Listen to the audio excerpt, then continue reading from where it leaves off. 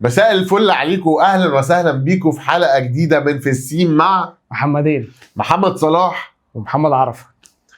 النهارده هنتكلم عن ايه يا صلاح؟ بص بقى، الحلقة النهاردة هنتكلم فيها عن أهم فيلم في تاريخ المخرج الكبير الأستاذ مروان حامد. منافسة صعبة. منافسة صعبة. منافسة صعبة. تعالوا بقى نتكلم عن افلام مروان حامد عشان في جدل كبير جدا بيحصل اليومين دول في القصه دي. بس الاول هنعمل حلو ولا لا؟ احنا دخلنا فيلم الست الاسبوع اللي فات، هنتكلم عنه وهنتكلم عنه باستفاضه شويه النهارده. حلو، خش بالانترو، يلا بينا. اكشن. طيب احنا هناخد يا جماعه في افلام مروان حامد اللي نزلت في السينما، وفي فيلم قصير هو كان مشروع تخرجه، هو اول فيلم ليه موجود على اليوتيوب، وهو فيلم ليلي. بالظبط كده، فيلم ليلي كان بطولة عمرو واكد. بالظبط. مش فاكر كان معاه مين قوي، بس انا فاكر انه عمرو واكد كان شيخ بالظبط، امام مسجد و بيغلبه الهوى. بالظبط. مع البنت اللي هي بطلة الفيلم، انا برضو مش فاكر اسمها قوي. ايوه، بس انت فاكر الفيلم عامه يعني؟ فاكره وشفته طبعا. الفيلم ده كان يعني هو فيلم فعلا قصير، بس فعلا وكان فيه سامي العدل تقريبا. مش فاكر والله. مش فاكر، انا شفته برضو مره واحده من زمان. لا بس كان فيلم حلو جدا. هو طبعا انصحكم تشوفوه يعني. عمرو واكد بيمثل حلو، وما تحسوش مشروع تخرج يعني، هو تحسه فيلم يتشاف عادي. بالظبط، انه هو فيلم قصير بس مدته ساعه وشويه اعتقد، يعني اكتر من ساعه تقريبا. وبين فيه مروان حامد قدراته كمخرج.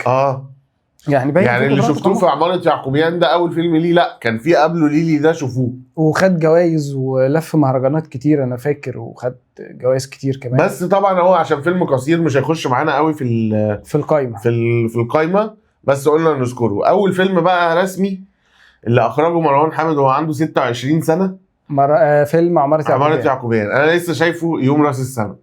حلو قوي الكلام ده.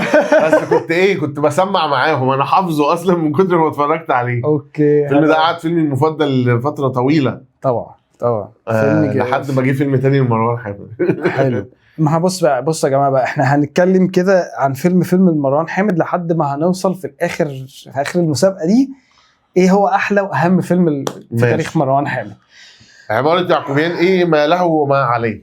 يعني انا عندي حاجات عليه عامه. حلو، خلينا نبدا بما له. انا بالنسبه لي مثلا يعقوبيان، فكره انه مخرج اول فيلم ليه ان هو يقدر يعني نجوم كتير جدا يكونوا موجودين في الفيلم ده، وان هم يقدروا يثقوا في مروان كاول اخراج ليه. طبعا هو موهوب جدا، وفي نفس الوقت كانت مسؤوليه كبيره على مروان حامد، مسؤوليه كبيره جدا يعمل فيلم زي كده. والصراحه لا، الفيلم ده يا جماعه انا بالنسبه لي يعني نقله في تاريخ السينما بالنسبه لي، لان ما كانش في الوقت بتاع 2006 ده نوعيه افلام بالكواليتي دي. فاهم ازاي؟ فيلم ملحمي، كل مشهد بيسلم التاني، ودراما اجتماعيه، مش اكشن بس ولا كوميدي بس. الفيلم ده وقت ما نزل كانت الافلام الاكشن بس او الكوميدي بس، ده فيلم دراما اجتماعيه جدا جدا، قصص اجتماعيه جدا، كل شخصيه بتحكي قصه دراميه اجتماعيه. مش بس بقى، كان معاه ممثلين كبار ساعتها كمان. تقدر تعتبر مروان حامد من مكتشفي آسر ياسين طبعا، لان هو طلع المشهد بتاع الارهابي ده. محمد امام بالظبط. يقال ان الفنان عادل امام كان حابب هو ان ابنه يبقى في الفيلم ده، وهو اللي اقترح اسم محمد امام. وكان اول ودور على فكره حلو جدا. على فكره الدور ده من اكتر الادوار اللي انا بحبها لمحمد عادل امام. تخيل بقى، بجد ان هو دور صغير يعني مش بطل يعني، بس بالنسبه لي من اداؤه التمثيلي فيه رهيب. ايوه، لا ودور عميق، دور حلوه جدا. وطبعا كان عن روايه علاء الاسواني اللي هي بنفس الاسم عمارة يعقوبيان، والروايه كانت محققه برضو بيست سيلرز يعني جامده جدا. والفيلم طبعا بيشرح المجتمع. واللي عمل المعالجه الدراميه والسيناريو والحوار الاستاذ وحيد حامد الله يرحمه. فطبعا هو اصلا الاستاذ مروان حامد بيتكلم بيقول لك انت بتستلم السكريبت من الاستاذ وحيد حامد جاهز، خلاص انت تصور، انت مش هتعدل فيه حاجه. انت عندك قصه وعندك حبكه وعندك كل عناصر السيناريو اللي ينجح يعني. طبعا. بحب استاذ خالد صالح قوي في الفيلم. كان 1 تو 1 كده مع استاذ نور الشريف. وجاي له 4 مشاهد بس على فكره طول المشهد 4 طلقات، والمشهد طويل مش قصير. كل مشهد فيهم طويل طبعا. لما قال له ايه شغلتنا بقى. ايوه شغلتنا بقى. لو هدخلك انا المجلس مالكش دعوه بقى ازاي، فاهم؟ ايوه الشعب المصري ماسك في دين الحكومه كانها امه اللي خلفته. لا كان رهيب. وبعدين انا سمعت برضو انه فكره استاذ مروان حامد ازاي مشهد مثلا عنده فيه الفنان خالد صالح والفنان نور الشريف وهو صغير عنده 26 سنه هيوجههم كده اون سيت ازاي. لا قال لك كنت بجتمع بكل واحد قبل المشهد لوحده حلو عامه في المكتب او كده يفهمه هو طالب منه ايه في المشهد ورؤيته الاخراجيه وكده. واكيد ساب ملاحظات بسيطه بس اللي هي بيقولها له في وقت التصوير. بس مثلا اول اكشن ليه كانت مع استاذ عادل امام. طبعا حاجه تانية اداء استاذ عادل امام في زكي باشا. زكي باشا طبعا. الفيلم ده يا جماعه رهيب. كلهم هند صبري. خالد الصاوي طبعا ودوره الجريء قوي. كلهم بصراحه كانوا هايلين. مفيش ممثل في الفيلم ده ما مثلش. ما دي بقى ميزه ان انت يبقى معاك مخرج جامد. ايا كان الممثل اللي معاك هيطلع منه احسن اداء. أيوة. افضل اداء هيطلعه منه ايا كان ايه، فاهم؟ ما عنديش مآخذ على الفيلم ده. انت ايه؟ انا عندي مآخذ. قول لي. بس يعني مع انه استاذ مروان حامد من اكتر المخرجين اللي بيركزوا في الادوار الثانويه. يعني هو حلو كده بيعتمد على نجوم في كل افلامه. حلو. حتى في نجوم في ادوار صغيره عادي. ولكن حتى لو ركزت في الفيلم ده على فكره محمد اسمه ايه كان طالع ظابط في الفيلم ده. رضوان اسمه محمد رضوان اللي هو كان في فيلم هذا المساء اللي بيهدد محمد جمعة طالع كظابط في الفيلم. ايوه لما في الاخر لما أيوة. كان هو هند صبري في الاسم في أيوة. الاخر وبتاع فقال له مش عيب عليك انت راجل كبير ومش بالظبط. فاللي بيعدي من قدام كاميرا مروان حامد بيبقى اوريدي هو شخص ممثل جامد. طب ايه المآخذ؟ ما انا بقول لك هو اختار الادوار الصغيره كويس جدا. بس انا كان عندي مشكله في الاكستراز. يعني لو ركزت في المشهد بتاع لما محمد امام قعد مع واحد تاني في المدرج وقال له انا ابويا صراماتي ولقيتهم بتوع بابي ومامي. المشهد ده الكاميرا بتقطع على ناس تحسهم يعني شعبيين عادي مش لابسين لبس يعني. فالمشهد ده مثلا مش قوي. في مشاكل في الراكور مشكلتين مثلا لاحظتهم وانا بتفرج المره دي. فاهم؟ منهم المشهد بتاع لما محمد امام كان قاعد مع الشيخ في مطبخه في المطبخ في البيت بتاعه. حلو. والشاي نقص وحاجات كده. فاهم؟ أوكي. في حاجه تانية قلت لهم عليها بس مش فاكرها هي ايه. فهو كان فيها هفوات طبيعي. كان فيها ماشي. بس الهفوات دي بس اخراجيا المفروض انها ما تمشيش. ايوه بس هي مخفوره في وسط العظمه اللي حاصله. يعني انا عايز اقول لك انا ما خدتش بالي منها قوي. فاهم قصدك. ايوه. لا يعقوبيان كفيلم كبدايه فيلم تقيل جدا. فنانه يسرا طبعا. يعني كريستين. لا في امروز. يعني فعلا كانت في قمه رونقها في الفيلم ده. ولايقه جدا. فنانه اسعاد يونس خوفتني انا شخصيا. فاهم؟ مرعبه وهي ما كانتش هتعد مين ولا كل ممثل جامد. ما كانتش بتمثل الفتره دي كلها. كانت مهتمه بالشركه العربيه كانتاج. ده الدور الوحيد اللي عملته في الفتره دي كممثله. انت متخيل يعني؟ ما لا يعقوبيان خطير طبعا. نخش على الفيلم اللي بعده ابراهيم الابيض. اتكلم انت شويه عن ابراهيم. هنا سنسكت قليلا او كثيرا بقى. بص بقى يا جماعه ابراهيم الابيض. وعشان انا قلت ان انا هفاجئ عارفه واحنا في وسط التصوير ان في ديبيت هيحصل على احسن فيلم في اخر القائمه. احنا لسه مش عارفين ايه احسن فيلم. لسه مش عارفين بس خلينا نشوف. ابراهيم الابيض بالنسبه لي ده بقى ماستر بيس من الاخر. ده من اجمل واهم افلام استاذ مروان حامد بالنسبه لي. ليه؟ بص يا باشا. اولا الفيلم ده هو اول فيلم اتكلم عن الطبقه دي. مش الطبقه الشعبيه، الطبقه العشوائيه. فكره ظهور عندك من منتصف النص الثاني كده من الالفينات ابتدى يظهر فكره العشوائيات. مش المناطق الشعبيه، العشوائيه. تمام. اللي هي خطر بقى. دي مناطق اللي لو انت نزلت هتتألف فيها وهتتقيل مش هتعرف تخرج منها. يعني دخلت مش هتعرف تخرج. تمام. ف ده اول فيلم يتعمل عن الحاجات دي واحسن فيلم. حط تحتها يعني انا بتكلم بقى بطريقه غير مباشره، واللي عايز يفهم يفهم بقى. ان اللي فاهمين كويس انا اقصد ايه من الاخر، انه في افلام اتعملت بعد 2011 بعد سنه 2011 وكانت كلها بلطجه وعارفين مين اللي عملها ومش حلو خالص بدون ذكر اسماء. انت فهمت؟ خبط انت حر على مسؤوليتي بقى. لا هو انت بتتكلم عن جونرا معموله بطريقه كرييتيف فشخ. ازاي؟ ايوه بالظبط. انت بتتكلم هو عمل لك العالم ده فاهم. انت بتتكلم عن تيمه بتحكي عن قصه حب في هذا العالم الدموي الاجرامي ازاي يا معلم؟ انت بتحكي قصه حب أيوة. في وسط هذا العبث ازاي؟ وعمرو واكد يا جماعه واحمد السقا كده بس. طبعا ما احنا بقى هنفصصه جزء. فدي بدايه من فكره التيمه. اول حاجه القصه، عباس ابو الحسن.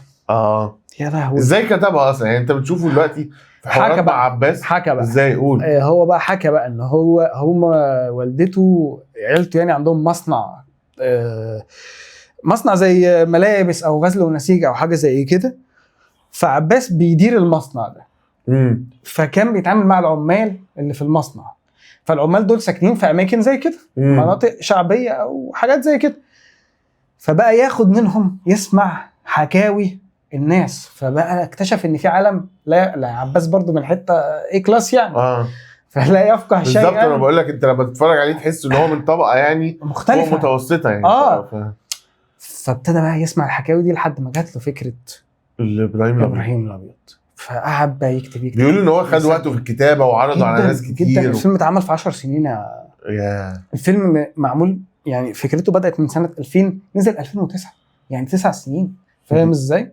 وراحوا بيه المنتجين كتير وما كانوش موافقين ان هو يتعمل وكده، لحد لما مروان عمل يعقوبيان الاول، وبعد كده خلاص بقى ليه اسمه وبتاع، حد تحمس بقى ان هو اللي هي كانت نفس الشركه اللي هي جود. هو كان طالع في يعقوبيان برضو عباس كممثل. أيوة. بالظبط. كان هو الضابط امن الدوله. أيوة. فبدايه من الحدوته سكريبت من اجمل سكريبت، من اعظم السيناريوهات اللي اتعملت في تاريخ السينما. وده بقى يبقى ياخدنا لنقطه تانية ممكن ناخدها في المستقبل، انه هو بقى له كتير قوي مع احمد مراد. جرب تبقى تشوف كتاب تانيين، في كتاب تانيين حلوين. واحمد مراد ابدع بصراحه، بالذات في الست نقطه. بس اثرت نقطه مهمه جدا بصراحه. دي حقيقه. لكن حابين ان هو يغير جدا يعني. اعتقد التعاونات اللي جايه هتبقى ممكن بعد الفيل الازرق 3. انا عن نفسي عندي معلومه ان في فيلم مع حد غير ده حاجه عظيمه. حلو قوي. انا بس ما اعرفش هينزل امتى، ممكن يكون دوره ثالث فيلم لسه هينزل، فاهم؟ ممكن بس انا برضو اتمنى كده، لان مروان حامد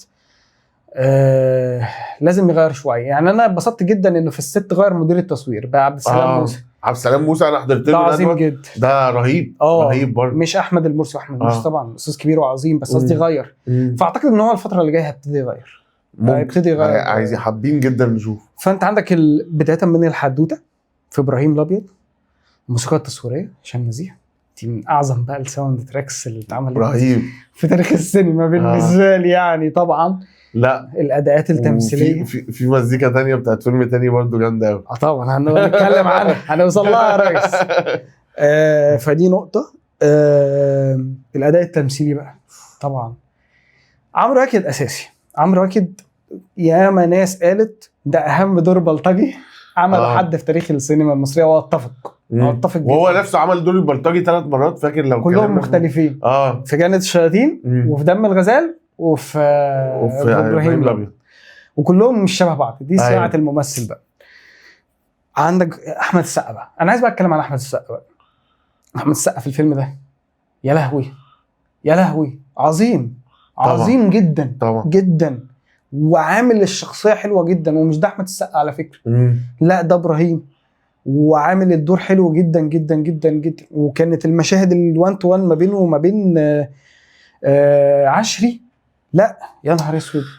الجيل ده برضو غريب يعني. احمد السقا، احمد حلمي، محمد هنيدي، ناس كتير في مرحله ما كانوا بيعملوا كلها افلام في الاجوان طبعا. لا ما يعني بيعملوا دلوقتي برضو فن وحلو وكل حاجه طبعا، بس الفتره دي نجوميه رهيبه يا جماعه. ويعني افلام عظيمه. هند صبري، الغول اللي هي أحمد عبد اصلا العزيز. اللي هي اصلا مش مصريه وليها.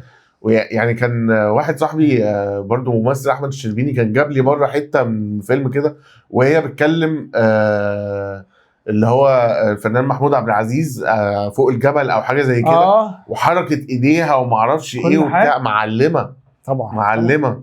تشوفها كمان في احلى الاوقات. يسريه. ايوه مصريه جدا. أيوة. ازاي؟ لا هند صبري، محمود عبد العزيز بقى عبد الملك زرزور ده من اجمد احلى ادوار استاذ محمود. وبيقول لك كان بيراجع قبل المشهد هو كان بيتكلم ازاي عشان ياخد من نفس الحته ما يحصلش تغيير. طبعا بيبقى كان مره تايسون حكى القصه. بيقول لك لما نكشوا لما نكشوا برضه قبل ايوه بيقول لك بيبقى قاعد كده قبل المشهد بيقعد البادي لانجويج طريقه مسواك يقعد يتمتم الكلام كده في دماغه قبل ما السين يبدا بيحس يخش جوه الكاركتر قبل ما فنان رهيب تصوير سامح سليم. لا مونتاج. وطبعا الستانت كوردينيتور او الناس طبعا. اللي عملوا كفايه ان السقا ولع في نفسه في الفيلم في اكتر من كده. لما خالد كمال في اخر الفيلم راح ضارب المولوتوف راح مولع باحمد السقا في اخر الفيلم. فابراهيم في جروب اسمه جروب عاشق ابراهيم الابيض يعني فيلم ملحمي واعرف ناس مخيمه بيه ويشوفوه الاف المرات. بقول لك في جروب على الفيسبوك اسمه جروب عاشق فيلم ابراهيم الابيض. يعني انت متخيل ابراهيم الابيض لافرز. ايوه فلا يعني من اعظم افلام صح يخش معانا جدا في المنافسه يخش جدا الله ينور عليك. انت كده بدات تفهم كده لمحت انا بنوه ليه. ماشي بعدها بعده الفيل الازرق واحد ولا الاصليين كان الفيل الازرق الجزء الاول. انا فاكر انا ما دخلتوش في السينما وساعتها كل الناس قالت لي انت كان لازم تدخله في السينما. ولما شفته طبعا لما نزل عرفت انا ليه فوته. هو لازم ده تشوف في السينما عشان التجربه السينمائيه تبقى ممتعه بالصوت بالافكتس بالحاجات فاهم قصدي. يعني كل حاجه. لا طبعا الجنر دي اصلا الفانتسي انا اصلا مش من عشاق الفانتسي في العالم بس يعني الفانتسي العالميه انا ماليش فيها بس ده شدني ليه. طبعا فيلم بالعربي وقصه عن في جن ومعرفش ايه وواحد ملبوس اول مره تتعمل بالطريقه دي بالحرفيه دي. غير خالد الصاوي كريم عبد العزيز برضو كانت نقله ليه يعني. خالد الصاوي تحضير للشخصيه اصلا يعني برضو احنا بنتكلم في 8 افلام كل فيلم تحسه صفحه في تاريخ السينما المصريه طبعا. والفيلم ده كان نقله لكريم عبد العزيز كان بيشتغل افلام كتير زي واحد من الناس وخارج عن القانون وعلي والحاجات دي مع استاذ احمد نادر جلال المخرج احمد جلال. برضو بدايه شغله بقى مع مروان كانت مرحله تانية من نجوميه كريم عبد العزيز. تحضير بقى خالد الصاوي الشخصيه في الفيل الازرق يا نهار اسود يعني لدرجه انه اتجنن فعلا.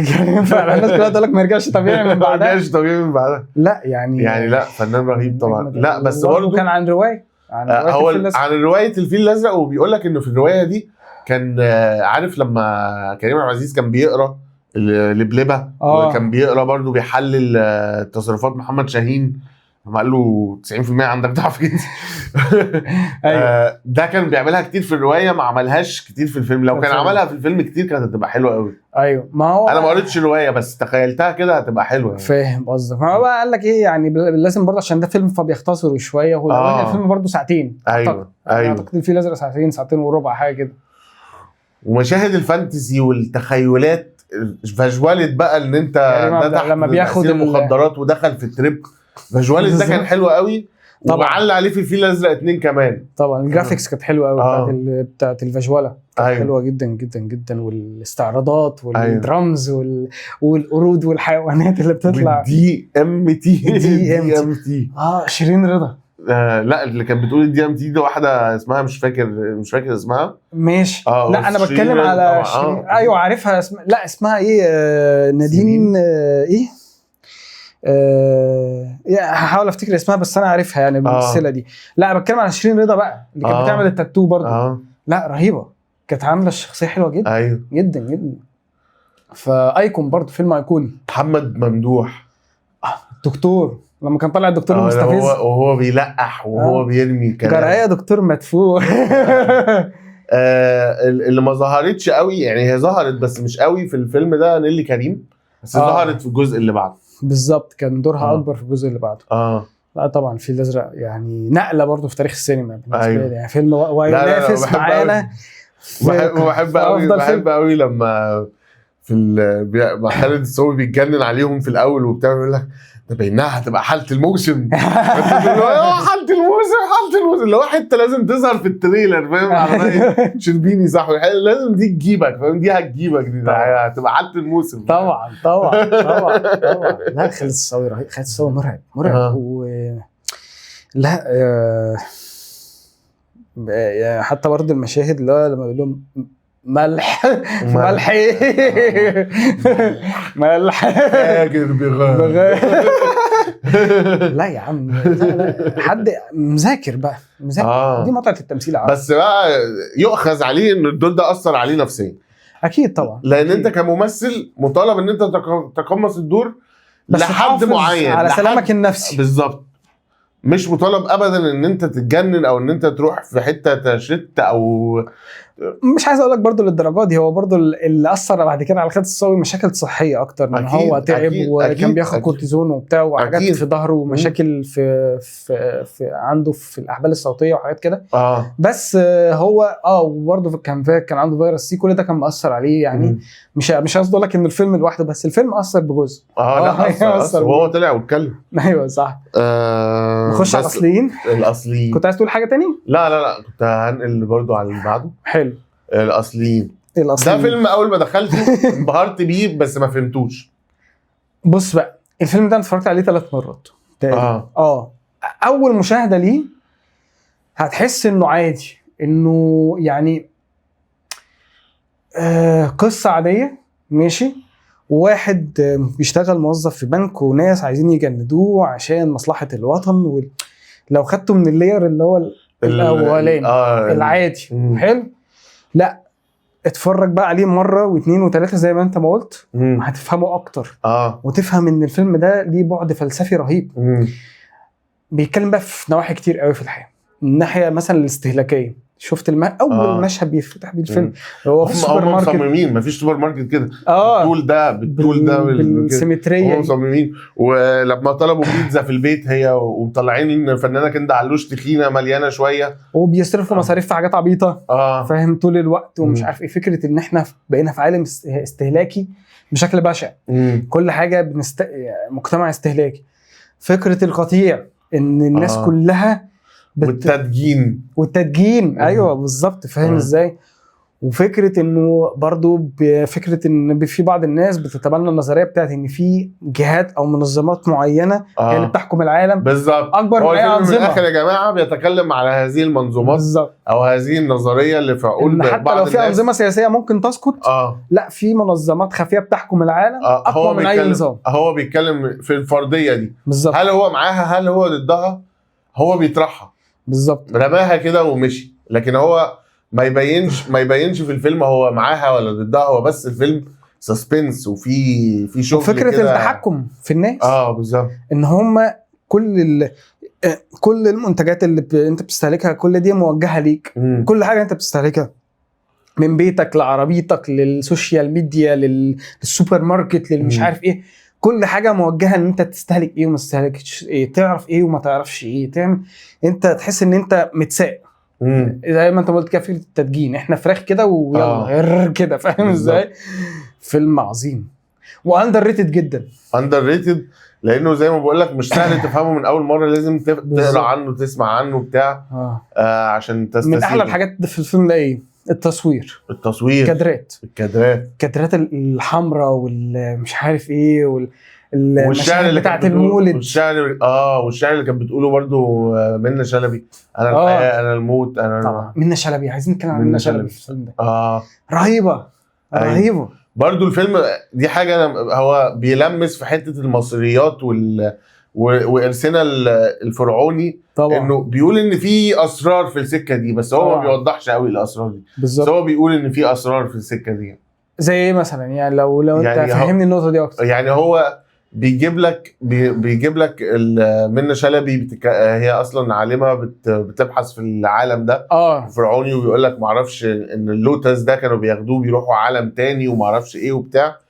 فبيبين لك انه برضو انه في ربط ما بين المنظمات دي وما بين اسرار هم مش عايزيننا نعرفها، يمكن مثلا في تاريخنا في كده حاجات كتير، فاهم. صح حاجه زي كده. صح. لا فيلم عظيم برضو جدا، وان كان فعلا مش واخد حقه.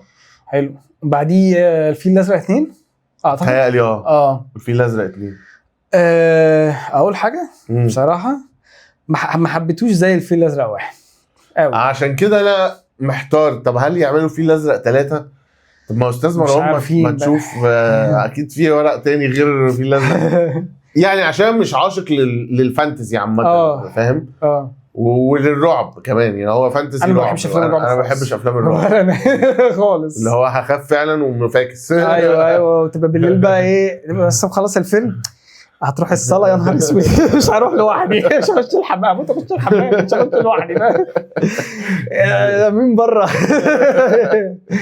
لا ما بحبش اتفرج على افلام رعب الصراحه. بالظبط، ما بحبش الجونرا بس لو ننزل هنتفرج عليه يعني. بس الفيل الازرق 2 كان فيه حاجات فيجوالي حلوه، اجتهاد هند صبري في انها تعمل الدور، بس ما خفتش منها. اياد نصار كان لطيف. من نيلي كريم كان دورها اكبر فعلا وباين اكتر في الفيلم ده. ونهايته محيره يعني، اللي هو لا هي نهايته واضحه. ايوه خلاص بقى انه لو في جزء ثالث هو اللي هيبقى هو المره الدور عليه بقى خلاص يعني. كان المره الاولانيه خلي بالك دي حاجه ممكن تحمسنا، انه هنشوف بقى كريم عبد العزيز وهو في الدور ده هيعمل بقى الشخصيه ازاي وهو ملبوس. خلي بالك برضو يعني مثلا مروان حامد بيتكلم عن اداء كريم عبد العزيز التمثيلي في الفيل الازرق 2، قال لك واحنا بنعمل مونتاج مفيش رياكشن زي التاني. كريم عظيم، ده معناه ان هو فعلا صادق في كل رياكشن، عارف ان ده بانتنشن معين، ده كذا وده كذا تاني وده قريب. فاكر لما انت سالتني قلت لي مين النجم اللي انت لو بقيت تعمل ادوار كبيره نفسك هو ده اللي انت تمثل قدامه؟ قلت لك مين؟ كريم. كريم ما فيهاش يعني، ممثل عظيم. ايوه طبعا، رهيب جدا جدا، من القليلين اللي جمع ما بين فكره النجم والممثل. يعني مش فاكر ان بيقولوا في نجوم بس ادائهم التمثيلي مش زي في ممثلين تقال زي فتحي عبد الوهاب وخالد صالح، ممكن ما يبقوش نجوم بس ادائهم تمثيلي اقوى. طبعا كريم جمع ما بين الاثنين قوي. أيوة. بالنسبه لي، فاهم قصدي؟ فلا يعني تمام ماشي. بعدين كيرة والجن. لا تراب الماس كمان خطوه مهمه جدا. هسيبك انت. تراب الماس يا جماعه، من الاخر ده فيلمي المفضل يا صلاح في الافلام عامه. حلو، ده فيلمي المفضل. ليه؟ ابتدي افصص لك. ابتدي فصص. تصعب كيف فصص. مبدئيا هو برضو زي عمارة يعقوبيان، بس بقى على ليفل اعلى. ان هو بياخدك من الاول في القصه واحده واحده واحده واحده، كل مشهد بيسلم اللي بعده. حلو. بطريقه سموث جدا، وتدخلك في القصه مع ابهار في السيناريو، مع ابهار بصريا، مع ابهار مزيكا هشام نزيه طبعا. بحب مع رجوع لفترات. بحب لما مروان حامد لما بيعمل فيلم ويرجع فيه لفترات زمنيه ورا، طبعا شوف العالم ده بوجهه نظر. اداءات تمثيليه رهيبه من آسر ياسين وماجد الكدواني وغيره، جرأة في السيناريو. برضو مروان حامد تحسه مصروف له كده، اللي هو انت تقدر تتكلم بجرأة شويه. صح، لان هم عارفين ان هو تمام، هو مش ضد الدوله ولا بيحاول يعمل اي حاجه، بس هو ممكن يقول وجهه نظر ناس معينه ممكن تبقى متبنيه. الفيلم اصلا بيتكلم عن الفساد. فاكتر من كده. فهو مفتوح مش شرط ان كل مثال في الفيلم يبقى بنطبقه على الواقع في مثال حي، لكن دي مظاهر من مظاهر الفساد. لا، وبيتكلم عن الفساد مش فكره الفساد السياسي، الفساد الانساني. فكره ايه؟ صح. هل انت بيطرح برضو سؤال حلو جدا الفيلم ده، هل انت لو في شر او في فساد في المجتمع تواجهه بالشر؟ ما هو في الاخر هو قتل، وطبعا اداء مهم جدا بتاع تراب الماس ده. هو قتل برضو ناس يعني، في الاخر اضطر ان هو يلجأ ان هو غير مبرر طبعا ان انت تاخد على عاتقك ان انت القانون. لا، في دوله بتطبق حتى في جمله كده بتعجبني، هي الفويس اوفر اللي هو بيقول لك لم اعد طه الذي اعرفه. يعني هو كان شخص بريء تحول برضو بشكل ما لشخص مش بريء. فاهم قصدي؟ دي نقطه. بحب دور بيومي فؤاد قوي. الخواجه ليتو. ايوه حلو قوي، لايق عليه قوي وحلو قوي، رهيب لما بيركز. يعني كان حلو. لا، واستاذ احمد كمال يا جماعه، ركزوا في الدور ده. في كل هفوه أستاذي. بيعملها. استاذي ومعلمي، اتفرجوا عليه وهو بيحط استاذي تراب ومعلمي، الماس. بوجه له كل تحيه، ربنا يمسيه في الخير. اتفرجوا عليه وهو بيحط تراب الماس وهو بيقول له ماذا لو المشرع قلت لك غلبه الهوى. انا متاكد ان انت هتفحمني ومعرفش. رهيب. هو راح قلت رهيب. لك حلم. آه. لا رهيب، اداؤه رهيب جدا. منة شلبي، منة شلبي. السيكونس بقى بتاع منة شلبي واياد نصار. اياد سيكونس نصار بقى لما هو مذيع برضه فاسد وبتاع واستغلها واغتصبها ومش عارف ايه ايه يا عم ده؟ صوتك ضعيف ليه؟ اشرب. حط له البتاع في لا كلهم كانوا. فهو تراب الماس رمز لمحاربه الفساد، الفساد الانساني والفساد السياسي واي شخص فاسد. انه الفساد مش شرط يبقى في منظومه، ولكن الشخص نفسه لما بيبقى فاسد بيبقى تراب الماس هو حل بالنسبه له. احيانا هو اصلا الروايه مكتوب عليها حينما يصبح القتل اثرا جانبيا. بالظبط. عارف اللي هو ايه، اوقات كده محاربه الشر لو انت استخدمت كل الطرق السلميه ما نفعتش، يبقى البلطجه بقى هي الحل. يعني في جمله اتقالت فيها فوضى كده، فاكر الجمله دي لما يوسف الشريف في الاخر لما كان بيقول له افتح الزنزانه، لما كانوا بيدوروا على الواد اللي هو كان مع خالد صالح وكده، فيقول له افتح الباب، مش عايز يفتح كده. طب تعالي بقى كده، يبقى البلطجه فعلا هي الحل، وراح ضارب بالمسدس كده عشان يفتح الزنزانه. فاوقات اللي هو انت يا جماعه هنستخدم كل الطرق السلميه ما نفعتش، طب خلاص بقى مفيش غير الشر بقى، الشر بالشر. فاهم قصدي؟ عايزين نعمل حلقه عن يوسف الشريف بمناسبه رجوعه عامه. انتظروا يوسف الشريف في مسلسل فن الحرب رمضان 2026 ان شاء الله. متشوق جدا برضه، وحاسس ان هو يعمل فكره حلوه لان عمرو سمير عاطف اللي كاتب، فبيعمل له افكار مترقعه وسسبنس وحلوه يعني. عامه ما عنديش كلام اكتر اقوله عن تراب الماس، ولكن هو انا ما اقدرش اعلق على فيلم تراب الماس. انا سبت لك كل التعليل لان انا عارف ان انت بتحب الفيلم ده جدا، ولكن بحط تحتيه خطين كده معانا في المنافسه. بعد كده فيلم كيرة والجن. اتكلم عنه انا شويه. فيلم لطيف بالنسبه لي، بيتكلم عن ثوره 19. بصراحه مش من اقوى افلام مروان حامد قوي، وان كان مبهر على مستوى التصوير، على مستوى الانتاج ضخم رهيب. فكره الجمع ما بين نجمين، كريم عبد العزيز واحمد عز، يعني كان عملوا اعلان وي لو فاكر. اكيد فاكر. ده ايه ده مجال. فان هو يجمع ما بين النجمين في فيلم واحد، كان الناس كلها منتظره هيعملوا ايه الاثنين مع بعض في فيلم واحد. فكانت طبعا هاي برودكشن. واثروا فيا في الاخر في اخر حته لما كان في صداقه وواحد ساب ابنه لواحد تاني. حلو، بس في حته ما بحبهاش. طولت قوي. طولت بقى، دي الحته اللي قفلاني من الفيلم. قلب على هندي شويه في الاخر.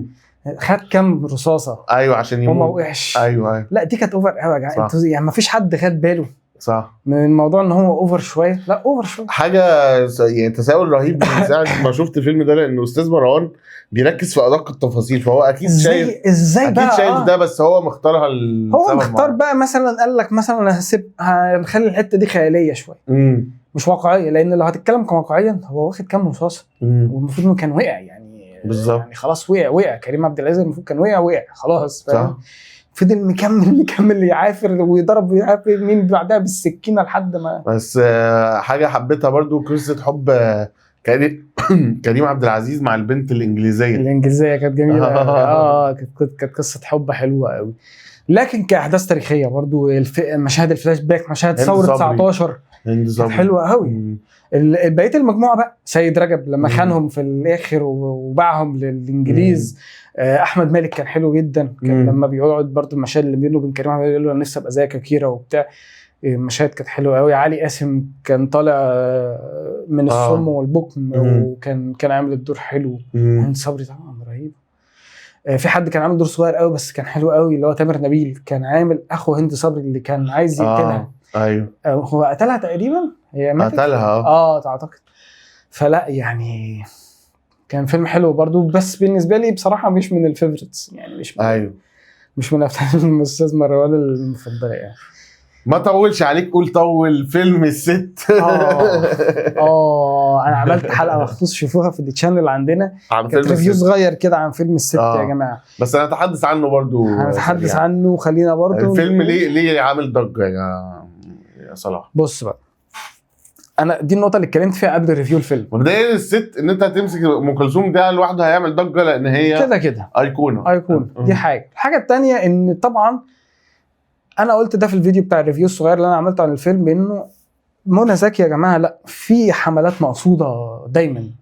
كل ما بتنزل حاجه ما اعرفش هل من اصدقائها في الوسط، مش من اصدقائها يعني، او اعدائها بقى من الزميلات ما تعرفش بقى يعني، ما تفهمش، بس لا كل مش فيلم تقدر تجزم بالموضوع ده، بس هو بس في الموضوع حملات ملاحظ. دايما، الموضوع ملاحظ، مش صدفه.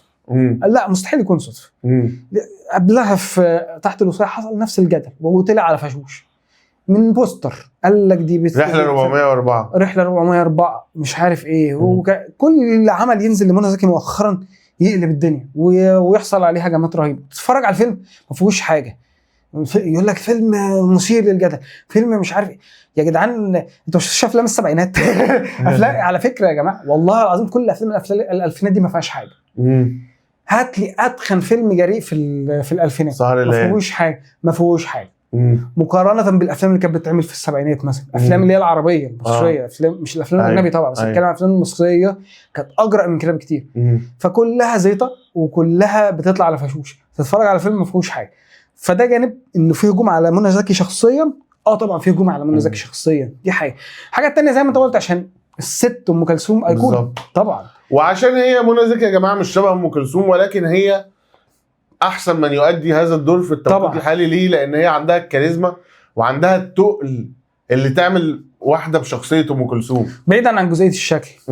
سيبك انها قربت من الشكل ولا ما قربتوش، وفي جدل على موضوع الميك اب ان هي الشكل ولا بتاع، بس لا في المشاهد اللي هي، هل هي في المشاهد قدرت توصل لك احساس ام كلثوم لما ابوها ضربها بالقلم؟ لما حبت ولا طالتش، تحرقش بقى تحرق. لما مش عارف ايه، انا بدي حاجات امثله. لما حبت ولا طالتش، لما مش عارف حصل ايه، كل دي مشاهد مشاعر واحاسيس منى زكي ما حدش كان هيعرف يوصلها غيرها. يعني من الاخر الخلاصه، هل الفيلم عجبني؟ عجبك؟ جدا. فاهم ازاي؟ ويا جماعه احمد مراد مميز. احمد عرابي احمد مراد مميز في الفيلم ده، عامل سيناريو هايل، وبيسلم بعضه اللي هو بدأ الفيلم بطريقه وبعد كده بتفهم في الاخر هو ليه بدأوا كده. وفي النص بيسلم لحاجه معينه، بيتناول كذا جانب من شخصيه ام كلثوم، بيتناول الجانب الانساني من شخصيه ام كلثوم، تناول رحله صعودها، تناول شخصيات حواليها، حاجات كتير قوي، وضيوف شرف حدث ولا حرج، كلهم حلوين. كلهم في اماكنهم حلوين. احب اميز احمد حلمي مشهد كوميدي حلو جدا، عسل. عمرو سعد في دور جمال عبد الناصر عمرو سعد، كريم عبد العزيز، نيللي كريم. الملكه عامله دور الملكه من احلى ادوار نيللي كريم. لايق عليها جدا. نيللي كريم طبعا حبيتها. اشتغلت معاها اشتباك واخواتي. لا رهيبه يعني. نيللي برضه عامله دور الملكه حلوه ولايق عليها، هي برنس جدا يعني. برنسس فعلا. فلا يعني لا يا جماعه فيلم الست حلو. وعايز اقول لكم ان انا عايز اقول لك على حاجه. انا قبل ما اعمل الفيديو الريفيو اللي انا عملته عن فيلم الست ده، انا اتفرجت على كل فيديوهات الريفيوز اللي اتعملت على الفيلم كلها، من فيلم جامد استاذ محمود مهدي، كل الناس اللي عملت ريفيوز، حتى استاذ محمود مهدي قال ما فيش ممثله تانية اتفقت اختلفت، الفيلم حلو. الفيلم حلو ومبهر وممتع، ومفيش ممثله تانية هتعرف تعمل الدور ده غير منى زكي. هو قال كده نصا، واللي عايز يرجع لفيلم جامد يرجع للفيديو ده. عارف مين شكلا ممكن تقرب اكتر؟ مين؟ هند صبري. ممكن جدا لان وشها اعرض من منى زكي. مع شويه ميك اب، ممكن تعمله، بس كان هيقول لك بقى هي اساسها تونسيه بقى، هي صحيح تعمل ادوار مصريه. في جدل تاني من قله المصريات. ما انت بص هيقول لك من قله المصريات ما تخلي ام كلثوم اللي تعملها. بس هي بصراحه الفنانه منى زكي عملته بتميز يعني رهيب. سيد رجب طبعا كان هايل.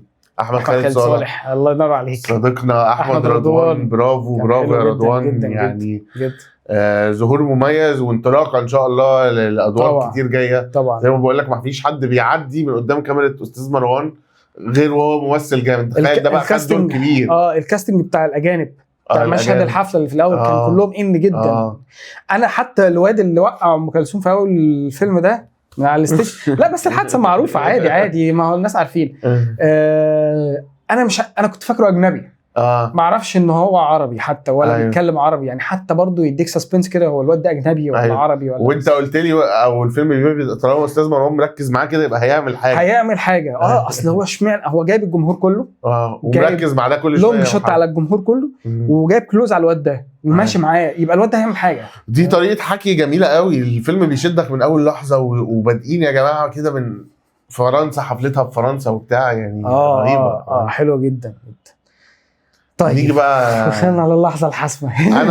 انت عارف رايي، انا اهم فيلم بالنسبه لي مروان حامد تراب الماس، وشفته لدرجه ان انا شفته 3 ايام ورا بعض، في 3 ايام كده قعدت اشوفه كل يوم. الدرجه دي انا عارف ليه، عشان كنت عايز تعمل دور الواد الصيدلي اللي كان معاه آسر ياسين. يا عم ده صاحبي، ده توني لويز ده. ما اعرفوش بس انت شبه هتوقع ما بيننا ليه؟ يلا ما خلاص بقى، ما عمل يا عم الله اسمه ايه، توني. الله يبارك لك يا توني. بس عارفه كان ايه برضه في الدور ده. انا في ديبيتي اعرفها في حيره. بص اختار اللي انت عايزه عادي، ممكن ما نتفقش يعني، اختار اللي على قلبك طيب بص يا جماعه، مايكل جاكسون، انا هقول حاجه كده مقدمه اللي انا هفلسف. مش هفلسف، هقول مقدمه. ماشي. كان في ألبوم نزل ليه كده كان اسمه نمبر وانز، مش نمبر 1. تمام. ده كان ألبوم كوليكشن كده، اللي هو اجمد توب اغاني، اجمد اغنيه من كل ألبوم. حلو. فهنعمل اكسبشن في هذه الحلقه، انه انا بحب تراب الماس جدا، وخلينا متفق ان هو رقم 1 بالنسبه لي برضو من ضمن افلام مروان حامد، ولكن انا في السينما بختار بقلبي اكتر من عقلي، فهختار ابراهيم الابيض. ماشي يا عم، حق مفيش مشكله يعني وقد فاز بالمركزين الاوائل. تراب الماس. قولوا لنا انتوا قولوا لنا انتوا يا جماعه ايه ده بقى، انتوا شايفين معانا الكلام ده؟ لا عادي مش مشكله، كملت معانا في الحلقه. يا رب يبقى النص ده اللي باقي. مش مشكله. هختار ابراهيم الابيض. وانتوا اختاروا لنا بقى، ممكن تختاروا طبعا الاصليين او اي هنستنى رايكم في الكومنتس. ايه احلى فيلم بتحبوه لاستاذ مروان حامد بالنسبه لكم؟ يا رب الحلقه تكون عجبتكم. الحلقه طويله شويه بس افلام استاذ مروان لازم نحكي فيها كتير. ايوه. وبعدين احنا غايبين عنكم بقالنا كتير، انا واستاذ عرفه. أيوه. فعوده ان شاء الله مش هنغيب تاني. بس هنستنى رايكم في الكومنتس. اعملوا لايك لو عجبتكم الحلقه، واعملوا سبسكرايب يا ريت عشان تدعمونا ونعمل لكم حلقات اكتر. سلام.